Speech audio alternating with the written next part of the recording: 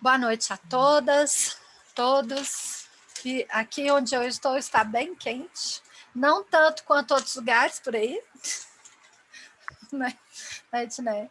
Mas hoje nós temos, né, a grata surpresa de receber aqui no grupo, como palestrante, uma das professoras coordenadoras desse grupo, que é a professora Fernanda Pena. Ela já teve a oportunidade de apresentar para nós, né, uma das primeiras pesquisas que ela organizou, né, que foi lá ainda como graduanda, né, terminando, já era licenciada, né, Fernanda, e terminou o TCC, mas hoje a gente já vai ver um outro patamar, né, de pesquisa. Vou passar para vocês, para a Fernanda, vou pedir para ela apresentar um pouco para nós da sua trajetória, né, seu envolvimento com essa pesquisa, apesar da gente já conhecer um pouquinho, já teve outros momentos, mas é sempre bom a gente relembrar. Então, seja bem-vinda, Fernanda. Muito bom tê-la conosco aqui como palestrante também. Obrigada, Adriane. Boa noite a todos, boa noite a todas.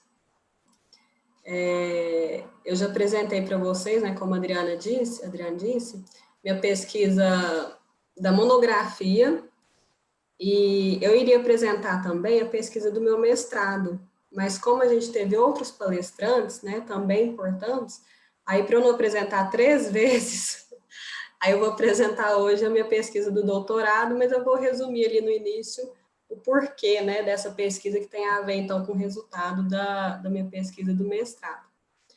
Como vocês sabem, eu sou professora na prefeitura atualmente, né, eu sou professora de geografia e professora do EE também. Então, assim, eu sempre gostei muito das duas áreas, né, e graças a Deus hoje eu consigo atuar nas duas. E tô que nem a Edneia aí, né? Já passou pelos concursos. Eu ainda não tô me arriscando muito, Edneia. Parece que eu fiquei tão cansada, sabe? Eu tô indo um pouco devagar. Mas eu espero também passar em um concurso de ensino superior, né? Gosto muito de educação. Então, assim, poder formar professores também é um sonho meu ainda, né? Contribuir com a formação desses professores. Eu vou compartilhar a minha tela.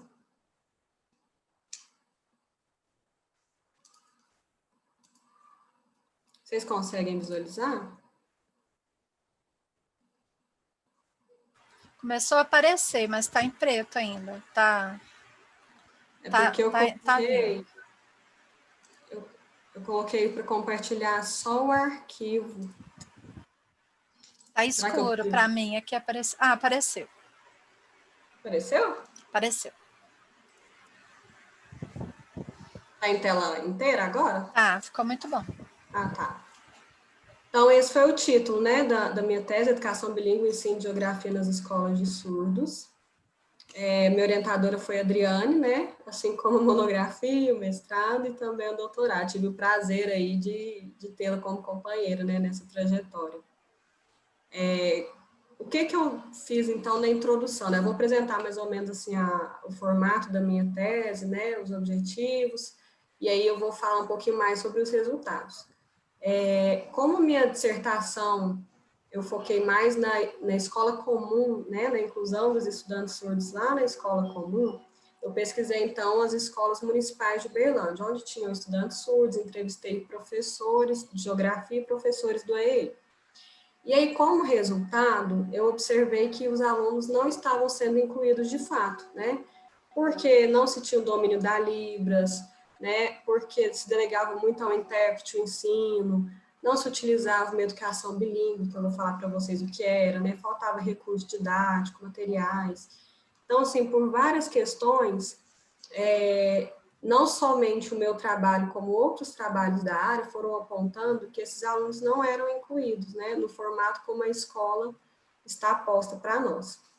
E aí a gente sabe que tanto a geografia como as outras ciências, né, como as outras disciplinas, elas não podem ser deixadas de lado. Os alunos precisam aprender de fato, né, todo esse conhecimento escolar. E aí, por essa necessidade, né, por saber que os surdos precisavam de práticas pedagógicas que utilizassem a experiência visual, que valorizassem a sua cultura, né, que se utilizasse a Libras, eu fui atrás, então, das escolas de surdos. Aqui em Uberlândia a gente não tem, então eu fui pesquisar onde a gente tinha essas escolas, né, Então, o meu objeto de estudo foi esse, a escolarização de estudantes surdos e o ensino de geografia. O meu problema foi como o ensino de geografia vem sendo realizado nas escolas de surdos brasileiras no período de 2015 a 2017. Então, eu delimitei essa data, que foi quando eu realizei a minha pesquisa, né? Eu defendi, então, em 2018. Como hipótese, né, o que eu acreditava que estava ocorrendo? Que estava sendo realizado um ensino de geografia mais significativo nessas escolas de surdos, em que os professores possuíam uma formação docente adequada, utilizassem recursos visuais e tecnológicos, aliados à prática pedagógica bilíngue. O objetivo, então, era analisar como que esse ensino de geografia estava sendo realizado nas escolas de surdos. Então, primeiramente, né, compreender como que estava acontecendo a educação de surdos de uma forma geral, né, porque não adiantava, às vezes, o ensino de geografia estar sendo ministrado de uma forma significativa, né, interessante, inclusive, se a abordagem da educação de surdos da escola geral não estivesse ocorrendo de acordo com a educação bilíngue.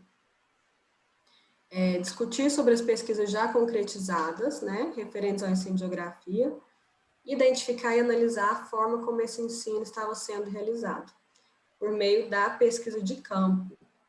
Então, esse foi meu percurso metodológico, né? Eu utilizei a pesquisa qualitativa, com a pesquisa de campo, então eu fui nas escolas de surdos, né? Foram 7 escolas de surdos, fiz a observação não participante, ou seja, eu não intervi, né, no desenvolvimento das aulas, durante os dias escolares. Eu realizei entrevista com os professores de geografia, apliquei questionários com os estudantes surdos. Então, no meu mestrado, eu pesquisei somente os professores, e aí eu vi uma necessidade de se dar voz também aos estudantes, né? Foi um pouco mais complicado, porque exige autorização do comitê de ética, mas deu tudo certo e foi muito bom poder ouvir esses estudantes, né? Quais que eram os desejos deles. E nessa pesquisa de campo também eu tive acesso ao PPP das escolas, ao projeto político-pedagógico, né, e alguns outros documentos que contribuíram para que eu fizesse as análises. Eu utilizei também a análise de conteúdo, que foi o quê? Descrever, né, os dados coletados, enumerar, dividi-los em categorias de análise, fazer comparações, classificações. E aí eu elenquei alguns indicadores para poder fazer a interpretação desses dados, né? De acordo, então, com as referências que eu já tinha lido, né, que eu já tinha pesquisado. Eu fui ver, então, o que era mais adequado, né, o que era mais significativo, o que precisava ter nesse ensino, e aí eu pude ter esses indicadores para analisar todos os dados que eu coletei. As escolas que eu pesquisei, então, foram essas. Foi o Centro Especial Elísio Campos, em Goiânia, o Colégio Selle, em São Paulo, a Escola Bilíngue Libras Português Escrito, em Taguatinga, a EMEBS Ellen Keller, de São Paulo, a Escola para Surdos Dulce de Oliveira, em Uberaba, e o Instituto Santo Inês, Belo Horizonte. Então, foram 2 escolas em São Paulo, 2 escolas em Minas Gerais e 2 escolas, uma em Goiás, né, e Distrito Federal. A escolha dessas escolas foi bem difícil. Eu tentei, assim, achar os dados, né, dessas escolas, onde elas estão localizadas, quais são as escolas de surdos. E eu tive muita dificuldade de ter esses dados, né, tanto lá no Ministério da Educação, entrei em contato com as associações, né, com os centros, e eu percebi que, assim, eles consideram muitas vezes como escola especial, eles não têm muito esses dados, então eu fui atrás de professores surdos que conheciam, que estudavam, né, fui pesquisando em Facebook, fui identificando quais que eram as escolas próximas, né, da minha localização. Aí eu tentei também pesquisar o INES, né, no Rio de Janeiro, mas, na verdade, o índice, assim, ele é muito burocrático, eu não consegui essa pesquisa, né? Pela exigência de documentos, pelo tempo que eu precisaria. Então, aí eu não fiz a pesquisa lá. A minha tese, como ela ficou um pouco extensa, né, e por não querer cortar alguns temas que eu achava que eram fundamentais, eu dividi ela em duas partes. Então, a primeira parte foi mais sobre as escolas bilíngues de surdos mesmo, né? Então, eu trouxe bem especificamente o histórico dessas escolas, né? A teoria mesmo da educação bilíngue. E aí, na parte 2, que eu vim, então, amarrando com o ensino de geografia, trazendo as pesquisas, as práticas que já tinham sido publicadas, né? Coloquei um capítulo para os professores de geografia com os dados que eu coletei. Coloquei um capítulo também sobre a perspectiva dos estudantes surdos, né, utilizando os questionários que eu apliquei. E também sobre quais recursos didáticos que estavam sendo utilizados. No primeiro capítulo, então, eu abordei a história mesmo da educação de surdos, né? É sempre importante a gente ter esses conceitos para a gente poder fazer a análise, né, das abordagens mais importantes, né, mais corretas mesmo. E aí, além dessas concepções, né, dos estudos surdos, que são aqueles estudos que se baseiam na cultura e na identidade, que é o que a gente considera também o mais válido, teve também a trajetória histórica da educação de surdos, e foi importante também resgatar as abordagens educacionais, que são oralismo, né, que é uma prática que, como eu falei na outra apresentação, ela busca mais a oralidade do estudante surdo, né, trazer ele mais normal, mais considerado normal, né, o mais próximo dos ouvintes. A comunicação total, que ficou ali um meio termo, né, que não valorizava a língua portuguesa, que não valorizava, desculpa, que não valorizava a Libras, que na verdade fazia uma mímica da Libras misturada com a língua portuguesa, né, que a gente percebeu então que utilizava as línguas de sinais, na verdade, para se ter acesso à língua portuguesa, e o bilinguismo, né, que já considerava então a utilização das duas línguas, né, da Libras como primeira língua e da língua portuguesa como segunda língua. E aí, a educação bilíngue, ela vai um pouco além, um pouco não, né, vai muito além do bilinguismo. Porque a educação bilíngue, ela não considera somente a Libras primeira língua, a língua portuguesa segunda língua. Ela fala que para a educação de surdos, a gente precisa de outras considerações, né? Por exemplo, a gente precisa reconhecer a surdez como diferença, né, como uma questão política. Nós temos que respeitar e valorizar a experiência visual, a cultura dos surdos, a identidade, né? Nós temos leis e decretos próprios, né, que falam dessa educação bilíngue. Temos também alguns estados, né, agora saiu também a nova Política Nacional de Educação Especial, que já traz a educação bilíngue, né, de uma forma diferente também, considerando esses direitos dos surdos. E aí, o que eu percebi sobre a educação bilíngue? Que o MEC, ele possui uma visão e o movimento surdo outra visão. Então, para o MEC, essa educação bilíngue, ela ainda é parcial, né? Porque ela considera ainda, o MEC considera ainda a educação para todos, né? Então, a inclusão seria a inclusão de todos, mas sem considerar, na verdade, as necessidades reais, né? As diferenças.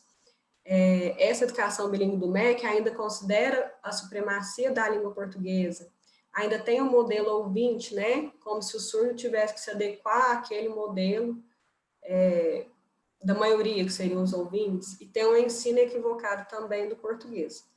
Então, para o MEC, essa inclusão dos surdos na escola comum, a gente percebe que não contempla a educação bilíngue que os surdos realmente almejam, né? Então, o que o movimento surdo, a FENES, né, as comunidades surdas buscam? Eles buscam as escolas ou classes bilíngues, né? Se não tiver escola de surdos, eles lutam para que tenham as classes dentro das escolas comuns que sejam bilíngues.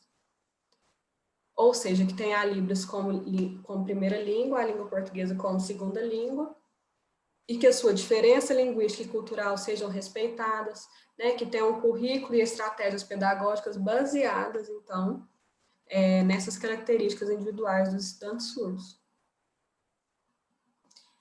E aí, no meu capítulo 3, eu já começo, então, a trazer as escolas, né? Então, eu trouxe primeiro as escolas pesquisadas em Minas Gerais.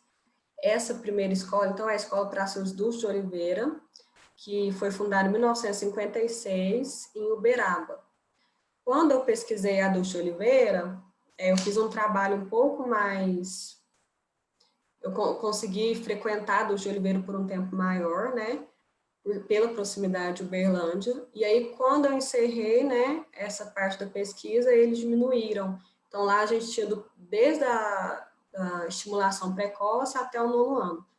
E agora a gente não tem mais, eles tiraram, né, 6º ao 9º ano, então só está até o 5º ano, infelizmente, né. Então as salas de aula lá da Dulce de Oliveira eram em círculo, né, para que os alunos pudessem visualizar os sinais, né, se comunicar entre eles. Tinha vários instrumentos, né, que a gente percebia que eram próprios da comunidade surda da cultura, como esse quadro aí, a gente tem o Setembro Azul, né, o símbolo aí do Setembro Azul, que é o mês dos surdos. A gente tinha sinalização visual, né, em vez da campanha sonora, tinha essa adequação visual, né, então eles acendiam e apagavam a luz. Tinha placas em libras. O pátio, ele tinha vários também sinais, cartazes dos trabalhos, e era onde os surdos podiam se comunicar, né, em sua primeira língua. Então, era bem bacana observar eles frequentando esses espaços comuns entre eles. Em Minas Gerais, a gente teve também o Instituto Santo Inês, né? Ele está em Belo Horizonte, foi fundado em 1947, e assim que eu cheguei no Instituto Santo Inês, eu percebi que na entrada, né, tinha uma placa, Instituto Santo Inês, especializada para deficientes auditivos. Então, o próprio nome, por isso que eu falo sobre os termos, né, é importante a gente conhecer os termos, porque quando eu falo surdos, eu já estou me referindo àqueles usuários da Libras, né, considerando a sua diferença, considerando a sua cultura. E aqui a gente tem, então, o termo deficientes auditivos, que se referem a uma outra concepção de surdez, né, que seria o lado mais deficiente, né, próprio mais aí que a gente fala do oralismo mesmo. Esse prédio, ele é de um colégio, né, católico, então esse instituto, ele era de freiras, e aí ele ficava ao lado, então, desse colégio maior, né, que era um colégio particular, e era, então, esse instituto, então, ele era filantrópico, ele recebia doações desse colégio, né, e de outros órgãos aí, para se manter. Aí, as salas de aula, a gente observa, então, que já eram enfileiradas, né, não privilegia a comunicação em libras entre os estudantes. Quando a gente vê aqui, ó, por exemplo, 4º ano, então, a sinalização, a gente via que tinha o sinal 4, A, N, O, que é da comunicação total, então, seria um português sinalizado. Então, ele foi dando vários indícios, né, de que não era uma escola bilíngue de fato. Ela era uma escola que considerava mais o oralismo. A escola pesquisada em Taguatinga, ela foi fundada em 1968 e ela era uma escola especial. Então, ela também matriculava alunos com outros tipos de deficiência, né, com outras deficiências. E aí, em 2013, né, com o fechamento dessas escolas especiais, ela foi transformada, então, em uma escola bilíngue para surdos, né, que é um movimento bastante interessante, para não se perder aquele espaço, aquela estrutura, né, o mesmo aconteceu em São Paulo. Então, essas escolas especiais, elas acabaram se transformando em escolas bilíngues de surdos. Quando eu fui pesquisar essa escola, era setembro, né, e aí eles estavam comemorando e tiveram várias atrações, foi bem interessante. Essa professora é surda, né, e ela estava sinalizando o hino nacional para os estudantes. Eu participei também de alguns momentos que tinham apresentação de teatro, né, eles fizeram adequação de livros, por exemplo, era a Rapunzel surda, né, que a professora Márcia também falou sobre esses livros, que são super importantes, né, para a identidade do estudante surdo. E aqui era uma sala de geografia, que tinha um mapa, né, com alguns sinais, tinha alguns computadores. E, assim, uma coisa que eu percebi na maioria das escolas é que, assim, as mesmas dificuldades que nós temos nas escolas públicas, né, eles também apresentam em sua maioria, que é a falta de materiais, né, às vezes o sucateamento, a falta de investimentos, então eles também passam por esses problemas. Em Goiânia, existe a Associação dos Surdos de Goiânia, e um fato bastante interessante foi que essa associação conseguiu construir dentro do seu espaço físico o Centro Especial Elísio Campos. Então, a associação aproveitou o seu espaço, né, foi atrás da legislação, e iguais algumas outras associações que conseguiram fazer isso, né, eles também montaram uma escola aí bilíngue dentro do seu espaço. Então, era muito interessante porque era uma associação já, assim, bem fundada, né, com um tempo aí de existência, e aí eles tinham um espaço de futebol, de dança, de costura, de várias coisas interessantes, e os estudantes, eles podiam frequentar esses espaços, né, e ter contato também, durante eventos, com os surdos mais adultos, né, que seria aí também um modelo, né, pensando que a maioria dos surdos tem pais ouvintes. Aí, assim, todo o espaço, né, a gente percebia libras, as salas de aula tinham televisões, né, que eles ligavam o notebook. Então, era uma escola também bastante inclusiva para os surdos. Em São Paulo, eu pesquisei a EMEBS Ellen Keller, que foi fundada em 1952, e em 2011 que eles conseguiram, então, transformá-la em Escola Municipal de Educação Bilíngue para Surdos, né?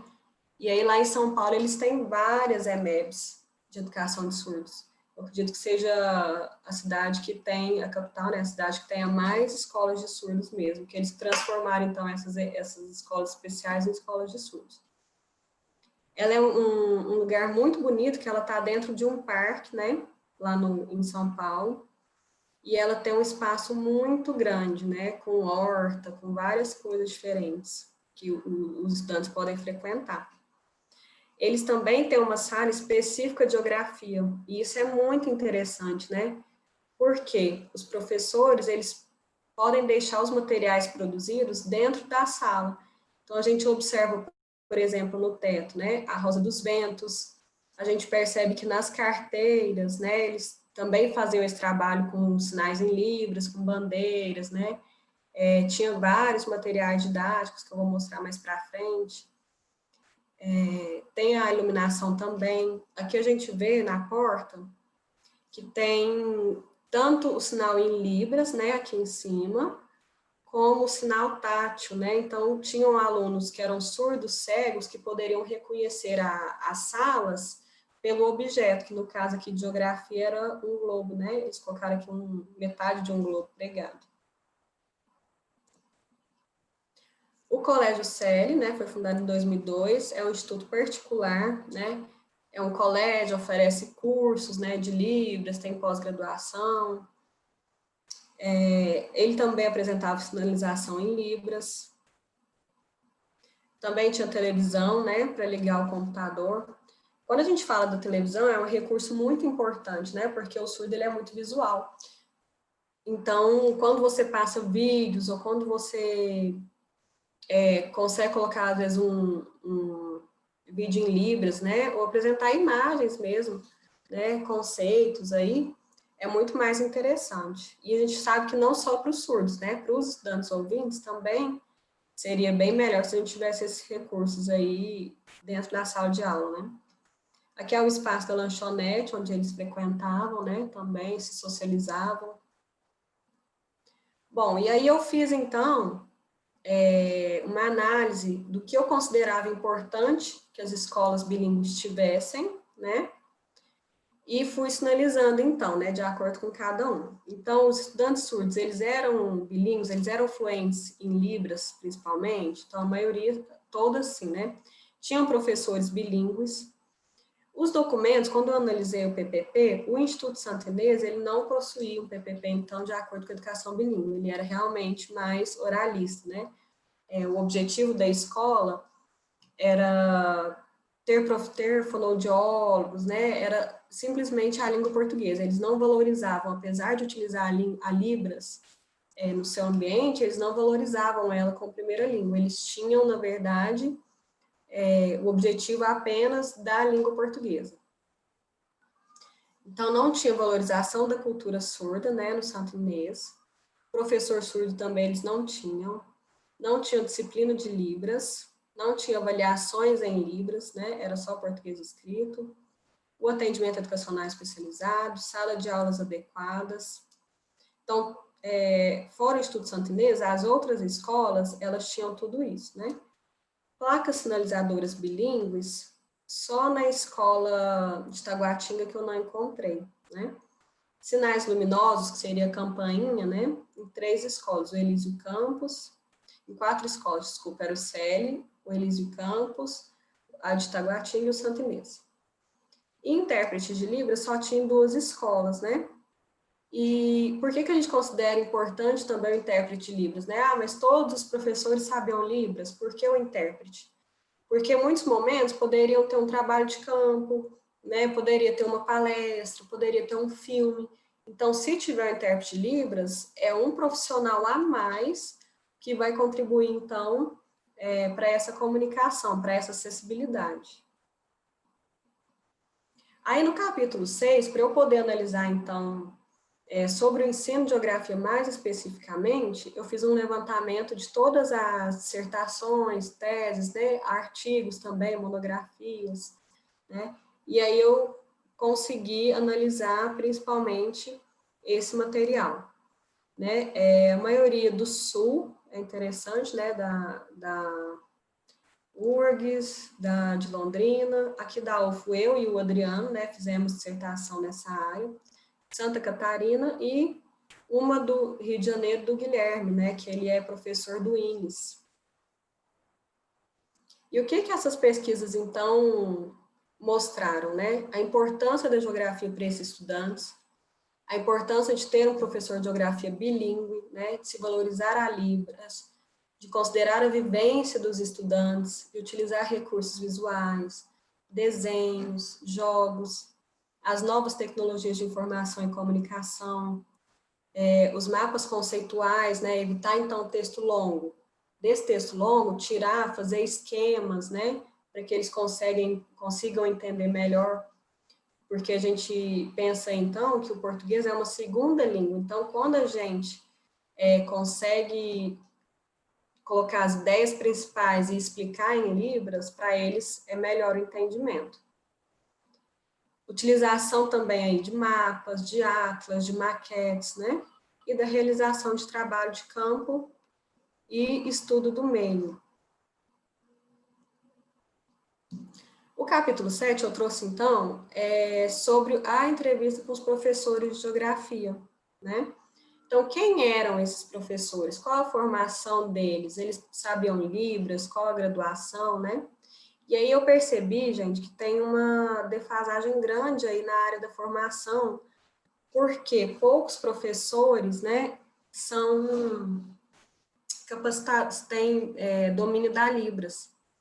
Então, como são poucos professores que têm domínio da Libras, um professor de História, por exemplo, ele assumia a disciplina de História e assumia a disciplina de Geografia, né? Então, tinha uma professora também, por exemplo, que fez Estudos Sociais, uma professora que a primeira formação foi Letras, aí depois ela fez História e Geografia para poder também ministrar aula. Então, a gente percebe aí que vários professores atualmente não trabalham na sua área, né, trabalham mais de uma área, porque não tem professores que são proficientes em Libras. A maioria fez, todos, né, na verdade, fizeram alguma especialização na área e tinham participado de curso de Libras.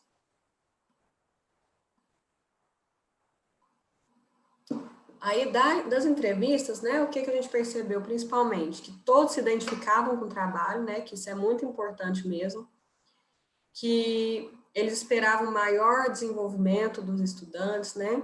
Eles viam esse maior desenvolvimento nas escolas de surdos, que eles viam também a importância da Libras como primeira língua, de se considerar as experiências visuais, de se fazer avaliações em Libras, em português, a importância de ter um apoio pedagógico da escola também, da realização do trabalho interdisciplinar, e também que se tenham encontros e projetos, né? Entre os estudantes, salas diferentes, entre as escolas. Com relação às metodologias e materiais didáticos, né? O que eles diziam que eles utilizavam? A maioria, todos, né, na verdade, aula expositiva dialogada em Libras, né? Então, a primeira língua deles ali que eles usavam realmente era a Libras, não era o português, né? Imagens, mapas, utilizavam sempre também o computador e o notebook, internet e vídeos. Né? Aí o trabalho de campo também, olha só, a maioria utilizava, né? Cartaz, sala de informática, só uma também não utilizava. O Data Show, 3 escolas possuíam, a TV também 3 escolas, jogos, maquete, jornais e revistas. E aí, interessante que 2 escolas tinham impressões coloridas, né? Para colocar imagens aí nas atividades. Eles pediam que os alunos apresentassem trabalhos em Libras em 2 escolas. E uma escola tinha também um estúdio de vídeos em Libras, que foi bem interessante. Então, se a gente considera que o livro didático, né, ele é em português escrito, que os alunos têm, então, essa necessidade da Libras, principalmente para o seu conhecimento, né, para aprendizagem, quando se tem um estúdio de vídeo em Libras, tem a possibilidade do professor explicar, né, e gravar em Libras, porque o aluno tem acesso na sala, tem acesso em casa também. O meu capítulo 8, então, eu dediquei aos estudantes surdos. Então, das 6 escolas, né, eu pesquisei 5 escolas, porque uma escola, quando eu cheguei, que foi a Ellen Keller, né, lá em São Paulo, eu conversei sobre todos os trâmites com a supervisora, né, ela que estava mais à frente. E aí, quando eu cheguei lá na escola, a diretora ficou sabendo que eu estava lá e exigiu também que tivesse uma autorização da Secretaria de Educação de São Paulo. E aí, como eu não tinha essa autorização, eu pude fazer toda a pesquisa, né, de observação, conversei com o professor, mas os alunos eu não pude entrevistar, não pude aplicar o questionário, né? Mas, de toda forma, olha só, eu consegui aplicar com 42 estudantes, então eu consegui vários dados, né, importantes. E aí, assim, as falas dos estudantes mexeu muito comigo, sabe? Foi muito, assim, importante mesmo eu ter dado voz a esses estudantes, coisa que eu não tinha feito na minha dissertação, né? Então, assim, com relação às escolas de surdos, né? O que você gosta, por exemplo? Eles falaram muito, né? A maioria das amizades, né? Porque todos eles comunicavam em Libras, das aulas. Então, olha só, é tudo que eu queria, né? Amo os professores, pois respeitam a Libras. Gosto dos amigos surdos, de conversar, brincar em Libras. Gosto dos professores ensinarem em Libras, né? Outra coisa, consigo fazer as provas e tenho muitos amigos surdos. Essa escola é dos surdos e é minha também. Sou surda. Então, assim, o sentimento de identidade, pertencimento, era muito forte em todos eles, né? E aí eu percebi que até mesmo na escola que não era bilíngue, né, que considerava mais oralismo, eles também tinham esse sentimento de pertencimento, por estar junto com alunos e professores que se comunicavam em Libras. Com relação à aprendizagem de geografia, eles responderam que na escola comum, né, alguns deles que já tinham frequentado a escola comum, eu fiz essa pergunta. Então, se você já frequentou a escola comum, aí eles respondiam algumas perguntas comparando as 2 escolas, né? E aí, sobre a aprendizagem de geografia, então, a maioria na escola comum, olha só, aprendeu pouco. E aí eles também vieram justificando o porquê, né? Já na escola de surdos, considerou ótima a aprendizagem. Com relação aos recursos didáticos, né, o que eles apontaram que eles gostavam e o que utilizavam? Primeiro, né, computador. Todos os alunos gostam muito mesmo, né, por ser visual, por poder pesquisar, né, ter acesso a várias ferramentas diferentes. Mapa, data show, imagem, TV, texto, lousa, foto, vídeo, globo terrestre, livro, filme e desenho. Então, esses foram os mais citados. E aí eu vim trazendo também o que eu achei de recurso didático com relação à geografia bilíngue, né? Então, assim, lá nos primeiros capítulos eu trouxe de forma geral, e aqui eu vim especificamente sobre o ensino de geografia, né? Quais materiais, então, que essas escolas têm? E aí, na Dulce de Oliveira, a professora sempre ministrava com data show, né? Trazia muitas imagens, discutia atualidades, tinha o mapa, né? Que ela utilizava também sinais e palavras, né? Olha só eles comparando. Ela utilizava também o Atlas Bilíngue de Geografia, que o INES disponibiliza, livro ilustrado de língua brasileira de sinais. Aqui são as provas, né? Ela realizava 2 provas, então, a maioria das escolas bilíngues. Tem o momento da prova em Libras e tem o momento da prova em língua portuguesa, o que valoriza, então, as 2 línguas, né? Então, não é porque é uma escola bilíngue que é só Libras, tem que valorizar as 2 mesmo. Aqui era um trabalho que ela já tinha desenvolvido, né? Que são os globos, né? E aqui também um quebra-cabeça com um mapa mundi.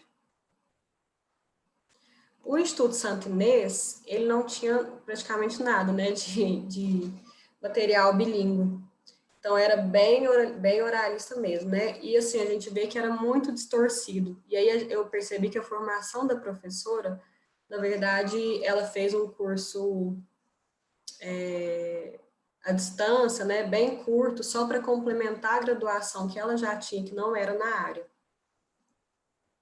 Então, ela não dominava muito bem, aí a gente vê, por exemplo, os elementos, né, da cartografia, que estão bem ausentes aí. Né? E aí aqui a gente tem alguns sinais, né, de estados. Então, esse foi o único material mesmo que eu observei nessa escola. Na escola bilíngue Libras e português escrito, né, o que a professora tinha ali para mostrar foi o mapa, né, e alguns trabalhos que ela tinha colocado com imagens de geografia, lá no muro escolar mesmo, né. No Elísio Campos, eles utilizavam bastante impressões coloridas com imagens, né, a gente tinha mapas na sala de aula, e os alunos, eles utilizavam bastante os computadores, né, o professor sempre levava também para a sala de informática. A Ellen Keller já tinha muito material também, né? Por ela ter essa sala de geografia, então o professor, ele construía os materiais bilíngues e conseguia deixar ali no armário, né? Então, assim, até mesmo quando eu fui visitar, os materiais, eles já estavam ali, então foi mais fácil para eu conseguir visualizá-los. Uma experiência bem interessante é que esse professor, ele estava fazendo, no corredor da escola, mapas bem grandes, né? E tinha um mapa do Brasil, tinha um mapa mundi, e junto com o professor surdo, ele tirou foto dos estudantes, né, fazendo, revelou dos próprios estudantes, né, fazendo sinais de cada estado, por exemplo, né, no outro mapa dos países, e eles foram, então, fazendo em conjunto com os alunos, foi uma experiência bem legal. Ele tinha bastante maquetes, né, que é muito interessante também, globo terrestre. Aqui também é outro exemplo, né, os alunos aqui embaixo, ó, fazendo sinais, né, e jogos já que ele adquiriu, também bilíngues, olha, que esse daqui, então, foi adquirido pela escola mesmo. O Colégio Celi, né, também de São Paulo, ela me mostrou esse mapa, que era um tamanho também bem grande da prefeitura, que eles fizeram juntos. As atividades sempre valorizando o visual, né, e o trabalho também bastante com maquetes. Então, fazendo uma análise aí dos recursos didáticos, né, observados, então, por exemplo, tecnologia de informação e comunicação, né, em 3 escolas, atividades impressas com imagens, mapas interativos, mapas bilíngues, maquetes, glossários. Então, eu fui analisando também quais escolas tinham. E aí, a maioria, olha só, a Dulce de Oliveira, né, de Uberaba, e a Ellen Keller também, né, e algumas outras aí apresentavam alguns recursos. E aí, o que eu concluí, né, com relação a esses materiais? Então, é importante que as escolas, elas possam oferecer a esses professores e estudantes os recursos tecnológicos de forma acessível, né? Então, imaginem só se todas as salas de aula fossem equipadas com data show e com a TV, né? Se tivesse acesso à internet, computador, e que as práticas com imagens, elas devem ser também mediadas. Então, por exemplo, não adianta eu pegar um esquema ali, uma imagem, né, de um relevo, por exemplo, e mostrar para o meu aluno simplesmente. Então, eu preciso contextualizar, eu preciso criar um significado, né, apresentar em libras, apresentar as palavras em português, para que esse aluno realmente aprenda. Importância da cartografia escolar, né, e que tinham poucos materiais bilíngues de geografia. Então, assim, realmente eu imaginei que essas escolas teriam muito mais materiais bilíngues, né? Então, de considerações finais, né? Analisando aí toda a pesquisa que eu realizei. Dentre as 6 escolas pesquisadas, 5 que foram consideradas escolas de surdos, né? Então, eu não imaginei que eu encontraria ainda uma escola que não fosse bilíngue.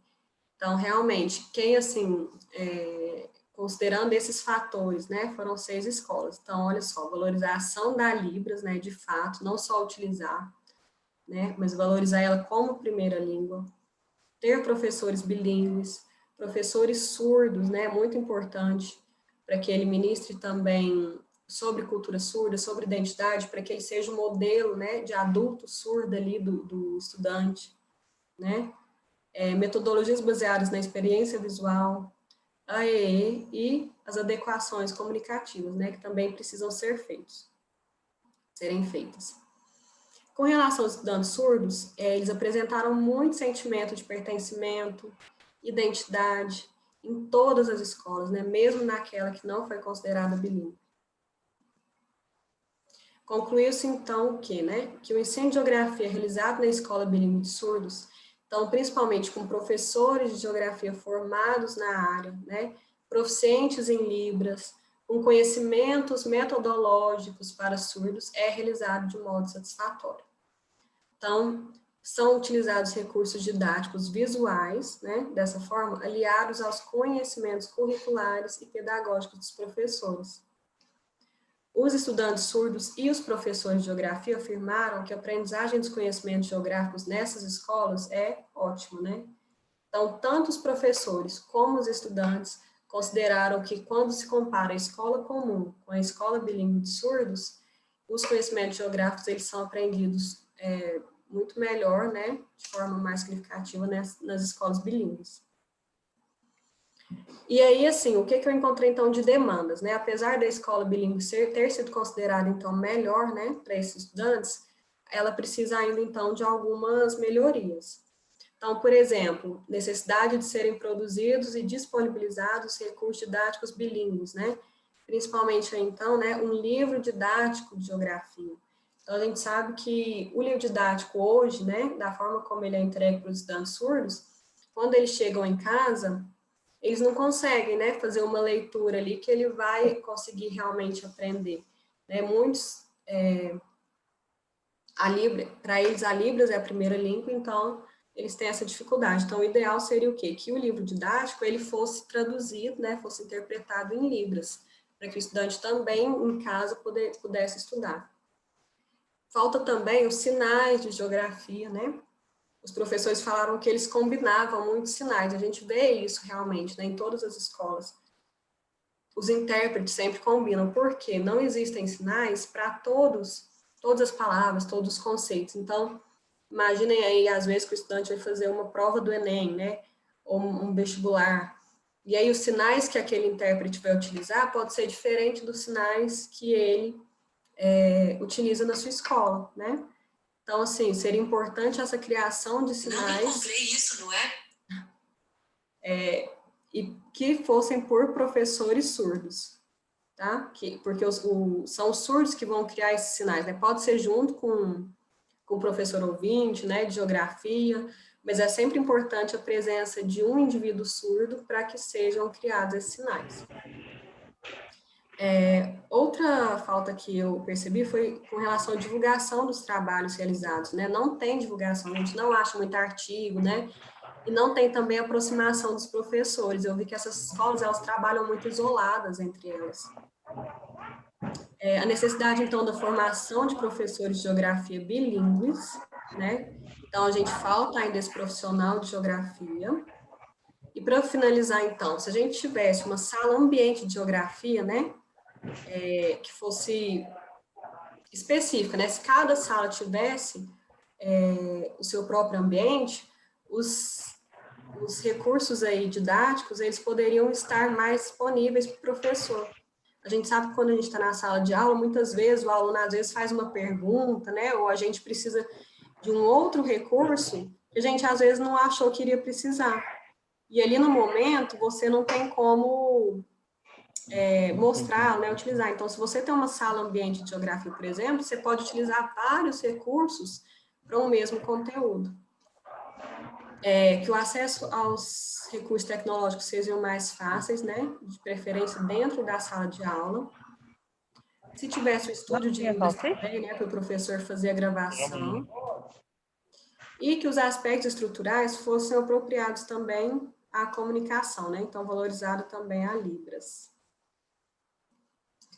Apesar, né, de tantas demandas, assim, que a gente sabe que na verdade, são próprias de todas as escolas, né, não só dessas escolas aí que eu pesquisei, uma conclusão importante foi que essas escolas, elas são espaços de resistência, né, muito importante para esse público exercer o poder. Por quê?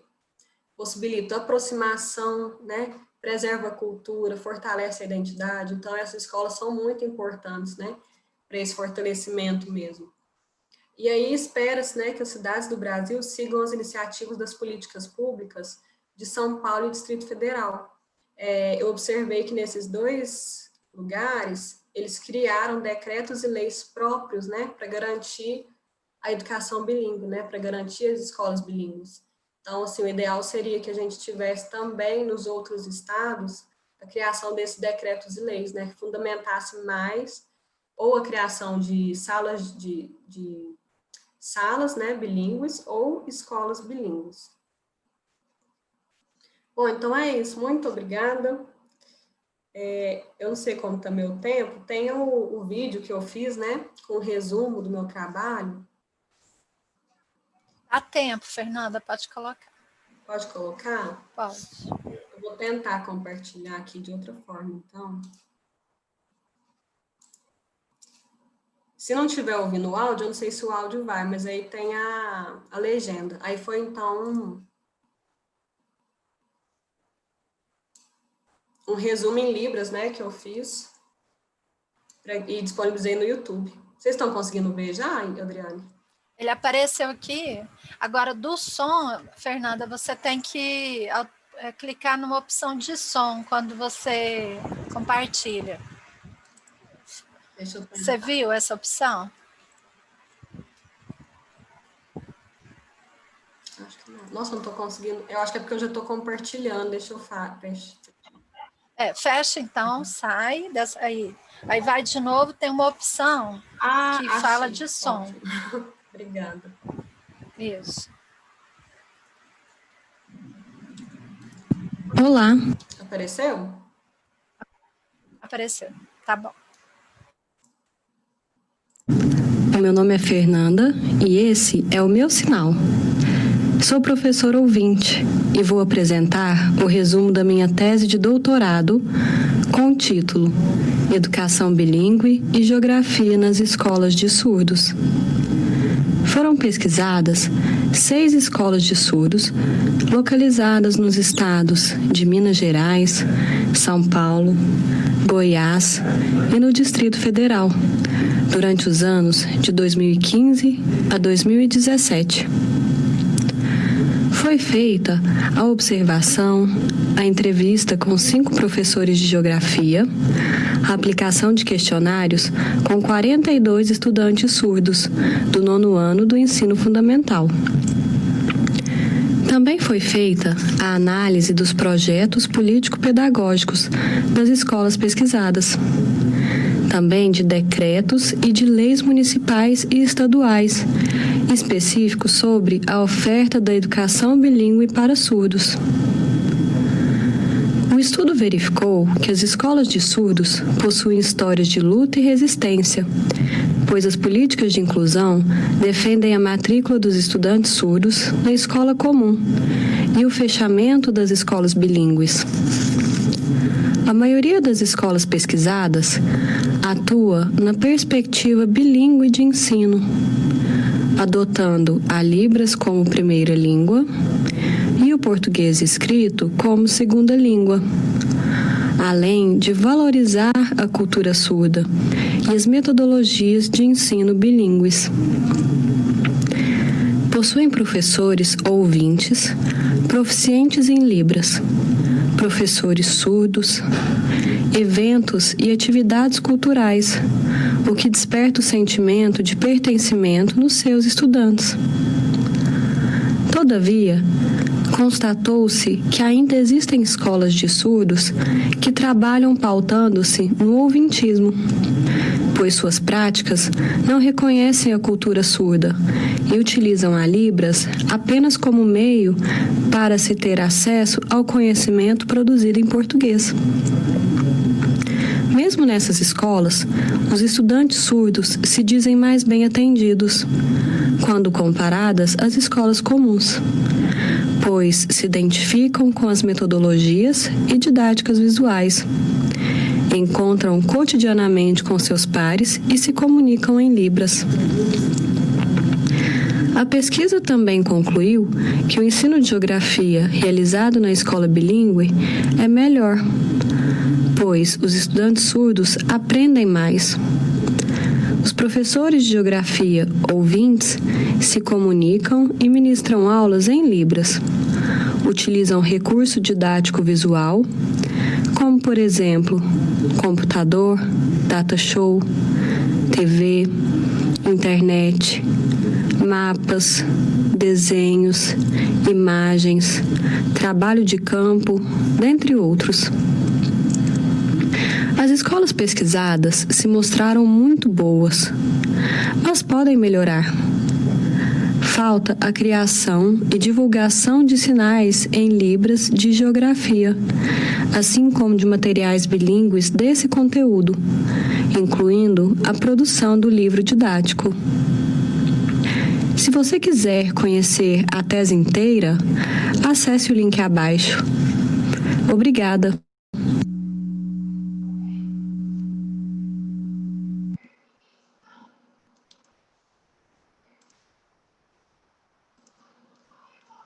Muito bom, Fernanda, é sempre bom. Obrigada. Muito bem, vamos abrir agora. Quem quiser comentar, tanta coisa para falar.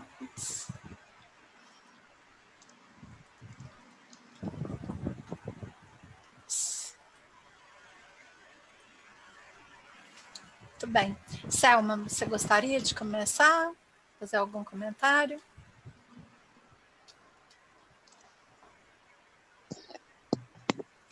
Nossa, eu gostei. Tá ouvindo? Sim. Tá?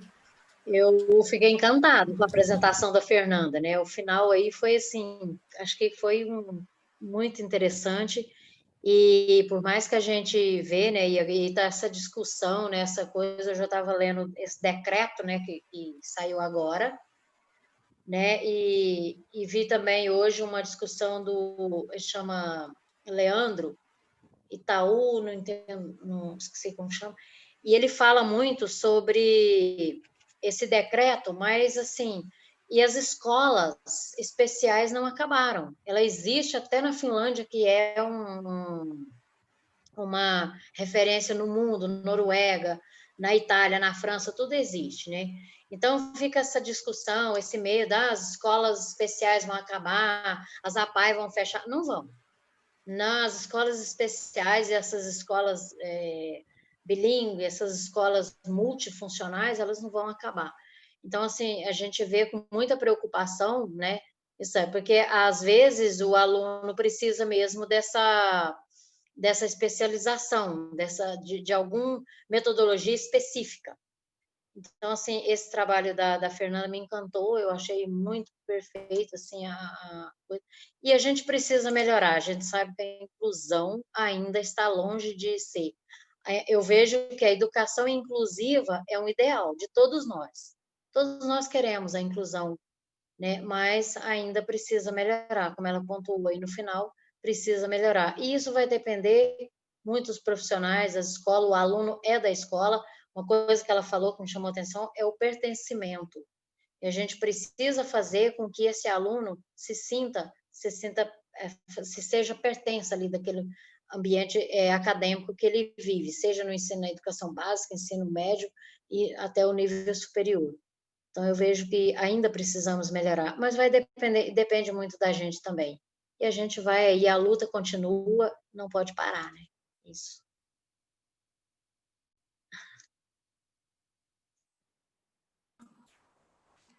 Oi, Selma. Obrigada, viu? Com relação às escolas especiais, eu concordo, né? A gente teve aqui também o depoimento da Deise, né? Tão importante.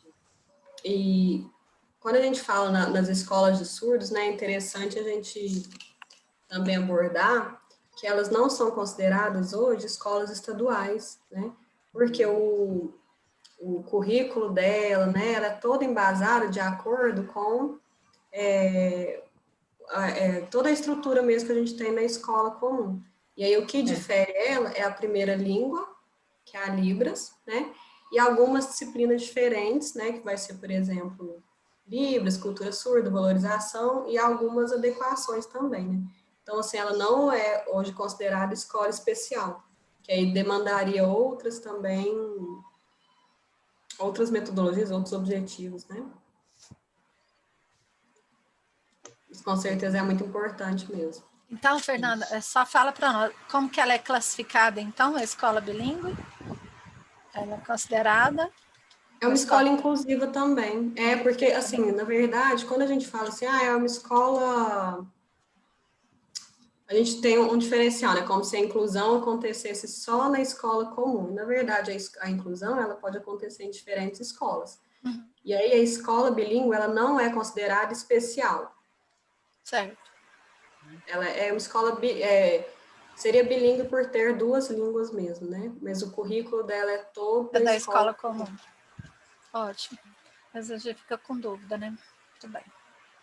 Muito bem. Quem mais que gostaria de fazer alguma pergunta? Algum comentário? Chamar as professoras, fazer uma chamada aqui. Tem muita gente caladinha hoje. Né, Ednei? Aí, se a gente se der a chance, a gente conversa mais que todo mundo. Então, assim, alguém gostaria de falar? Acho que é o calor também, né? Fazer alguns comentários, então, Adriane. Que bom, que bom. Quando, no outro encontro nós tivemos, né, no primeiro, quando o Fernando falou, a Miri fica ali caladinha, né, ela tá ali caladinha, mas eu fico observando, prestando atenção, né, pegando, assim, os aprendizados que eu posso trazer para mim, pensando onde isso pode me ajudar no meu trabalho, né, e quando a Fernanda, ela começou a falar do trabalho dela, eu falei assim, gente, mas parece que eu estou vendo o meu trabalho, assim, o início, quando ela começa a falar da questão de que não existe essa inclusão, porque o meu trabalho eu já escrevi ele, né? Então, assim, eu realizei pesquisa, mandei para as minhas colegas da escola, né? Mandei para professoras da prefeitura e do estado para poder ver as opiniões, né? E em cima eu fui escrevendo meu trabalho. E aí, quando ela começa a falar, né, eu falo assim, gente, meu trabalho ainda falta muita coisa. Mas aí, por outro lado, eu já penso, falo assim, gente, mas eu já fiz muita coisa também no meu trabalho, né? Assim, que eu consegui perceber na fala dela, na apresentação do trabalho dela. Então, assim, é bom quando a gente fica ouvindo, né? Quando a gente vê um trabalho desse, porque aí a gente pensa, nossa, o que falta eu colocar lá no meu trabalho? Eu posso acrescentar mais alguma coisa ainda, né?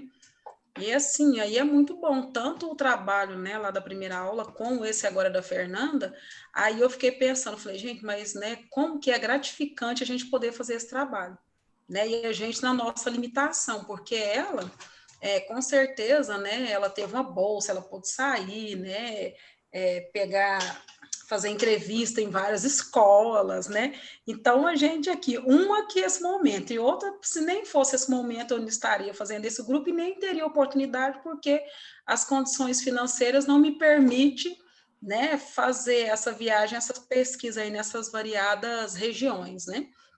Então, assim, mas é muito bom, né?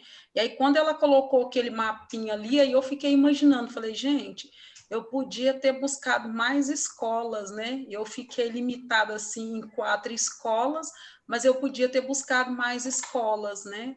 Ter pego o telefone, ir atrás de mais escolas, mesmo aqui em Uberlândia, para enriquecer o trabalho. Então, assim, a gente vai tendo ideias, né, que acho que vai acrescentando lá no trabalho da gente, né, e no conhecimento em si. Então, assim, é muito bom, né? A gente fica caladinho assim, mas eu fico só, como se diz o outro, eu fico só matutando, né? Pensando assim, gente, o que eu posso colocar, o que eu posso aproveitar desse trabalho ali, a fala. Teve uma outra aula da semana passada, eu fui escrevendo aqui no meu caderno, a professora falando e eu, como se diz, anotando, traduzindo a fala da professora para o meu entendimento, né?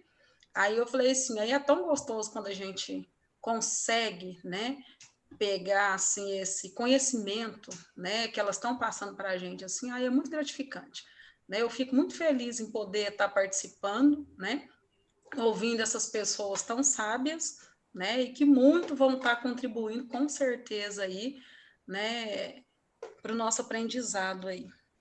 É isso que eu queria falar sobre. Obrigada. A Miriam, né, que falou? É, Miriam, eu ia Obrigada, Miriam.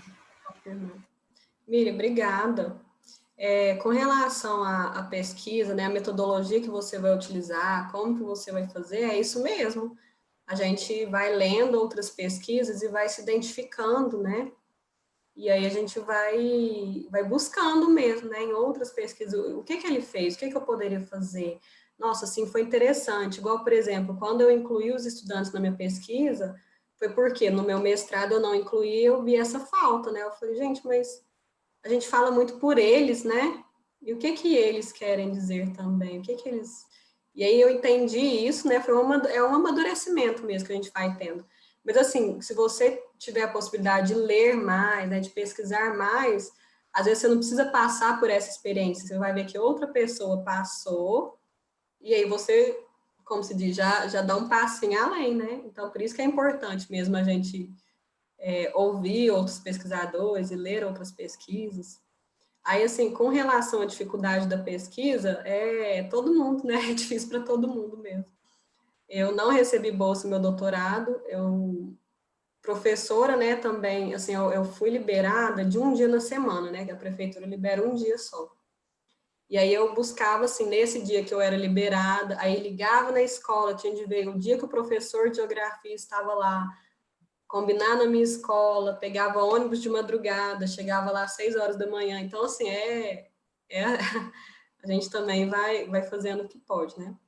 Aí, Uberaba, eu ia com o meu carro, né? Aí, no último dia da pesquisa, eu vim embora. Falei, nossa, Deus, muito obrigado, né? Correu tudo certo. Bateram no meu carro. Então, assim, hoje eu conto rindo, mas quando você está na pesquisa ali, acontece os perrengues, é difícil mesmo. Mas, assim, é tão bom depois que a gente conclui, né?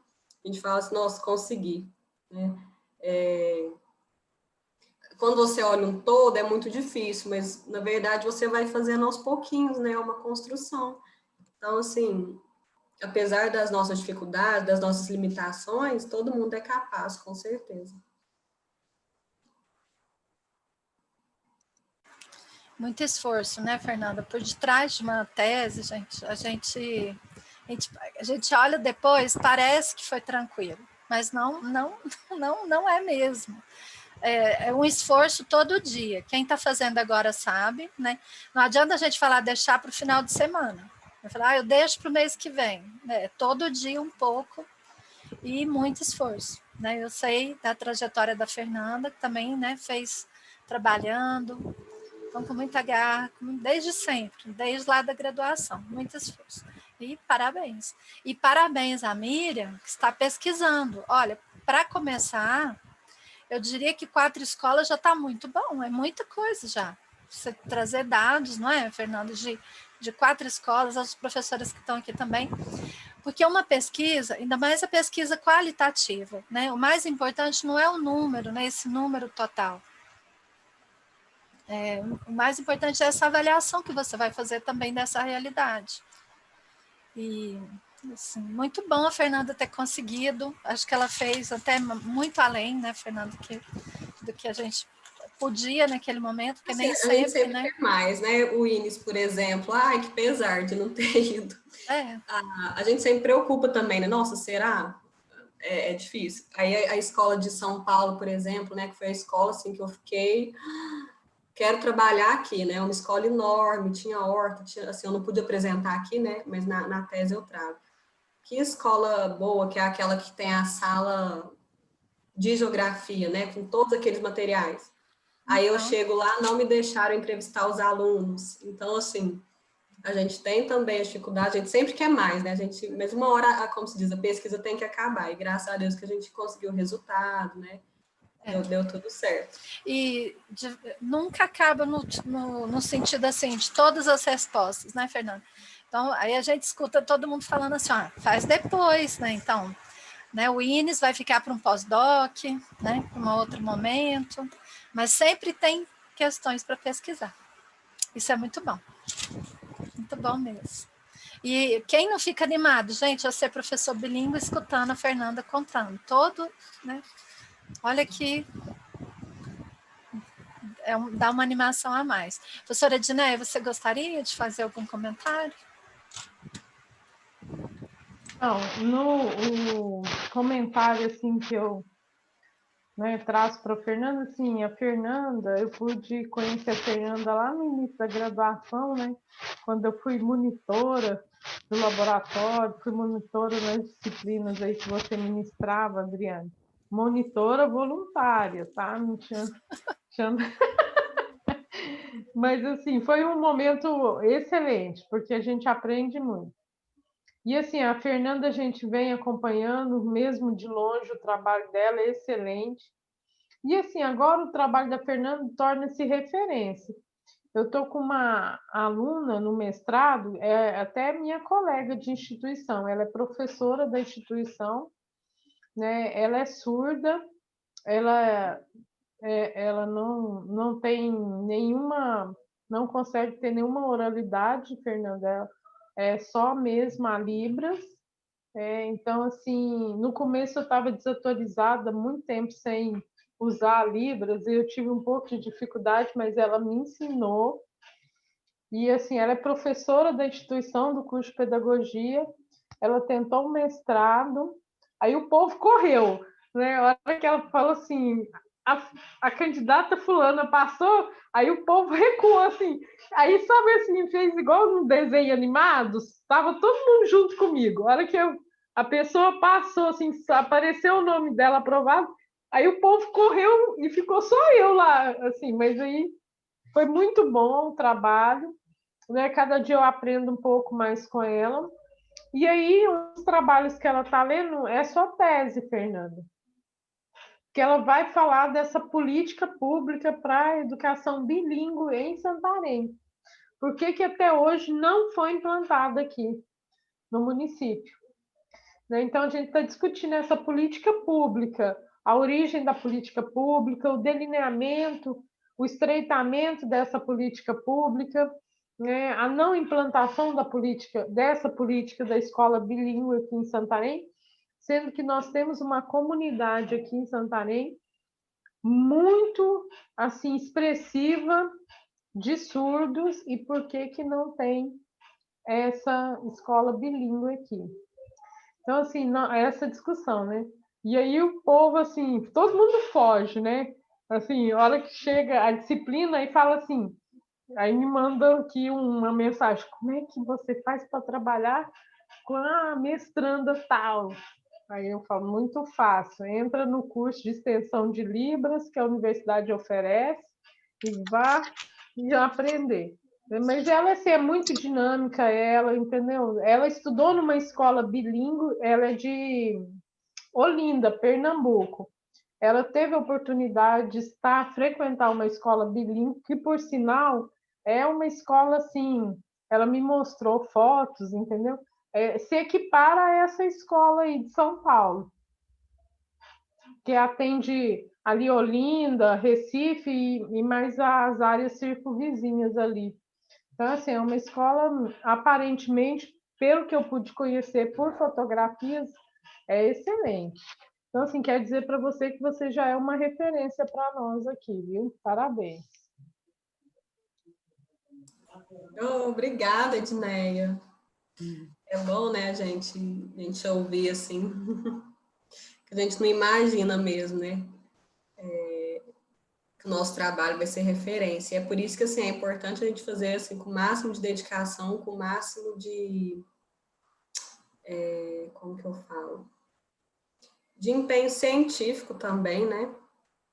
Que foi uma coisa que para a educação, eu acho que é muito perigoso, não sei se é perigoso que eu posso falar, assim, a gente tem que ter esse cuidado de não colocar tanto o nosso olhar, né, assim, por exemplo, eu tinha a minha hipótese, e aí eu já tinha, eu já pensava que era certo, né, para uma escola de surdos, mas será que realmente era aquilo? E aí eu preciso deixar um pouco de lado o que eu acredito e ir atrás de dados para poder comprovar. Então, por isso que é importante também fazer essa revisão bibliográfica, né? Que foi onde eu fui atrás de todas as pesquisas da área, o que esses autores tinham descoberto para eu ter como comparativo. Ah, não, então isso daqui são o que os autores viram que é mais eficiente. Então, aí eu comparava com os dados que eu tinha. Eu não posso trazer a minha opinião, né, para pesquisa, para falar, não, então eles estão bons porque eu acho que estão.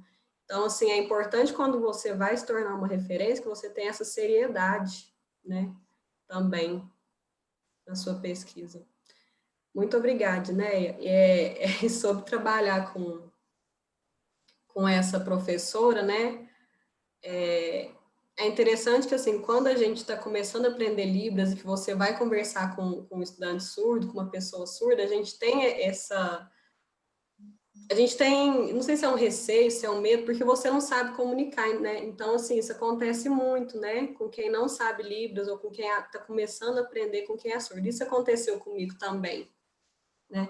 E aí foi só a partir do momento que eu comecei a trabalhar com um professor surdo que eu perdi esse medo. Engraçado, que não era meu mesmo, né? Nossa, eu não sei, que vergonha. Se eu não sei, eu vou conversar como? É vergonhoso mesmo, né? Então, assim, às vezes não é pelo outro, não é que você não quer conversar, é que você não sabe, e aí, não sei, você foge mesmo. Então, assim, o importante, Edneia, é isso, aprender, estudar e conversar e se abrir, né? Vamos se abrir. Porque eu fiz 5 anos lá no CEMEP, Fernando, mas assim, quando eu estava aí, né? Chegou aqui, então dispersou um pouco. Se a gente não vai todos, é igual quando você fala outra língua estrangeira, se você não pratica, vai acabar, vai, né? E aí eu consegui voltar, ela me ensinou algumas coisas que eu tinha esquecido, ela trouxe de volta, né? E agora lá no mestrado, até o coordenador, ele diz assim, né, eu preciso falar com a aluna, com a mestranda, vamos conversar? Vou abrir uma videochamada para nós três. Então, assim, hoje a gente consegue, né?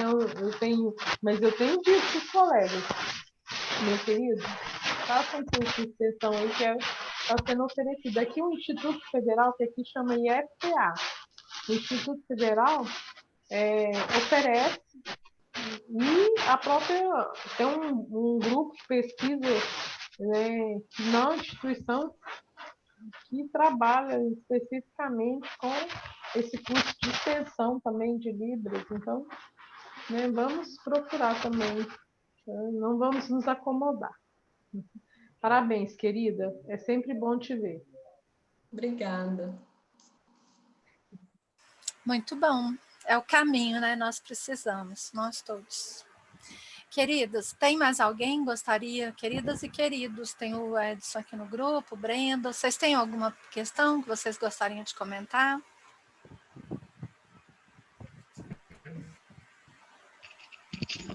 Brendo? Oi. Boa noite, está me escutando? Sim. Sim, boa noite.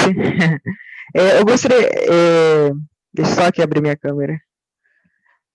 Eu achei muito interessante a pesquisa da professora Fernanda e também a exposição, demais, adoro demais. Eu estou aqui indagando certas perguntas, fazendo certas observações, e são tantas perguntas que talvez aqui eu vou fazer só algumas que eu fiquei na dúvida, mas o trabalho é maravilhoso.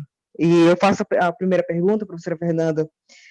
As escolas que a senhora pesquisou são escolas de investimento do poder público ou elas são da comunidade? É uma criação da comunidade? A segunda pergunta que eu faço, as escolas bilíngues, elas causam uma certa exclusão das demais escolas comuns, né? Tipo assim, porque com a criação das escolas bilíngues, né, nós vamos ter tipo uma separação, né?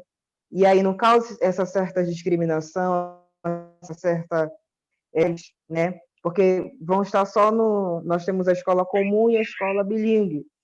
E a última pergunta que eu faço é como é que se dá de perceber, se deu de perceber esses alunos preparados para entrar na universidade, né? E nessas escolas bilíngues, elas têm um trabalho de interdisciplinaridade com outras disciplinas? Acho que seriam essas as minhas perguntas. Brenda, vou respondendo em ordem mais ou menos rapidamente aí que a gente está contando. Sobre as escolas, a gente tem vários tipos. A gente tem principalmente a de São Paulo, né, as EMEBs, são escolas municipais de educação bilíngue para surdos. Elas são municipais mesmo, né? Existem também algumas lá que são estaduais. A de Taguatinga também. A gente tem, por exemplo, o Instituto Celi, que ele é particular, que eles pagam mensalidade. E tem também, por exemplo, a Dulce de Oliveira, em Uberaba, que ela é filantrópica, então ela recebe ajuda de algumas associações, de algumas empresas, e recebem profissionais. O que acontece muito é o Estado e a Prefeitura ceder profissionais para essas escolas, entendeu? Então, eles ajudam muito assim, mas às vezes o lugar é doado, e aí a gente tem vários tipos, na verdade, né? A de Goiânia também fica dentro da associação, aí ela utiliza recursos da associação, mas os funcionários também são cedidos pelo Estado. Então, a maioria ou é filantrópica e o profissional é cedido, ou é particular, ou é pública. Tem de todos os tipos, na verdade. Com relação a essa separação, eu acredito que não haja separação, porque, na verdade, a maioria dos pais são ouvintes, né? Os parentes são ouvintes, a televisão, todo mundo ouvinte. Então, assim, a sociedade, ela, praticamente como um todo, ela é ouvinte, né? Então, eles participam dela o tempo inteiro. Pega um ônibus, vai numa loja, vai no shopping. Então, assim, eles não estão vivendo a parte da sociedade. É uma escola, na verdade, que está incluindo eles. Aí, assim, eu não tive tempo de falar aqui as falas dos alunos que estudaram na escola comum, o que eles sentiam. Nossa, assim, eu quase chorei mesmo, porque é doído, sabe? Eles falavam assim, nossa, era difícil, eu não tinha amigos, eu não conversava com ninguém, eu não sabia, eu só copiava, eu não entendia, eu não aprendia, hoje eu sou feliz, e assim, e foi unânime, sabe? Então, assim, eu não tenho dúvida do que eles querem, do que é melhor para eles, seria realmente, né, uma classe bilíngue ou uma escola bilíngue. Sobre vestibular, hoje a gente tem as provas diferentes, né? Já foi uma conquista aí da comunidade surda, por exemplo, a redação, ela já é corrigida considerando a especificidade da escrita do surdo, né? Que ele escreve de acordo com a estrutura da Libras. Eles têm direito também ao intérprete de Libras, né? De interpretar a prova para eles, e eles vão respondendo. Então, preparo também para o vestibular, né? Tanto que hoje a gente tem, assim, vários alunos entrando na universidade pública, surdos, e vários professores surdos já passando em concurso também. Então, a gente vê que o acesso está aumentando bastante. A última pergunta eu acho que eu não entendi. Eu te respondi? Se você tiver mais dúvida, Breno... Sim, professora, obrigado. Muito obrigado. Por nada. Pode mandar depois por e-mail, vou deixar aqui. Fernanda, o Brendo não se apresentou, mas ótimo, o Brendo, então, querido. Obrigado. O Brendo é nosso aluno do curso de Geografia aqui da UFOPA, da turma 2019, né, Geografia 2019, e ele não é santareno, ele é oriundo de uma cidade aqui da região de Porto Trombetas, do Rio Trombetas, chamada Oriximiná, que aí ele precisou se deslocar aqui. Oriximiná, professora. Oriximiná, né? Então, Oriximiná que fica lá próximo ao Sim, Rio Trombetas, sim, sim. e é um afluente do Tapajós. Ah, muito bom. Obrigada por sua participação também, Brendo.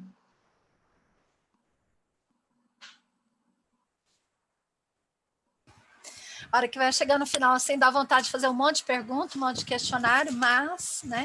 Ó, tem o e-mail da Fernanda, para quem quiser conversar mais. Fernanda continua conosco, né? Ela é uma das coordenadoras do nosso grupo de estudo, então a gente vai ter a oportunidade de conversar mais. Ela também vai ser orientadora dos textos.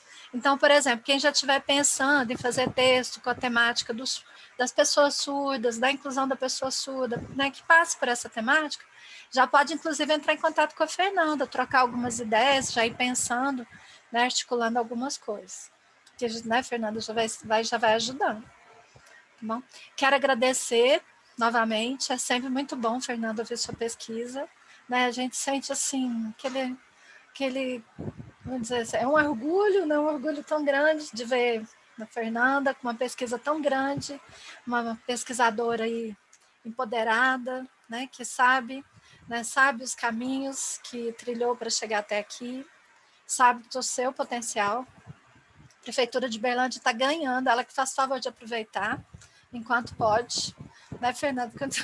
Porque o caminho, né, dos pesquisadores depende muito das opções, das oportunidades que aparecem, mas com certeza já é um trabalho enorme que você está fazendo ali na prefeitura, com os alunos, é um privilégio ter você lá. Tá? Agradeço imensamente a participação aqui, agradeço a todos que estiveram conosco, foi uma noite muito boa, de muito aprendizado, com certeza. Bem?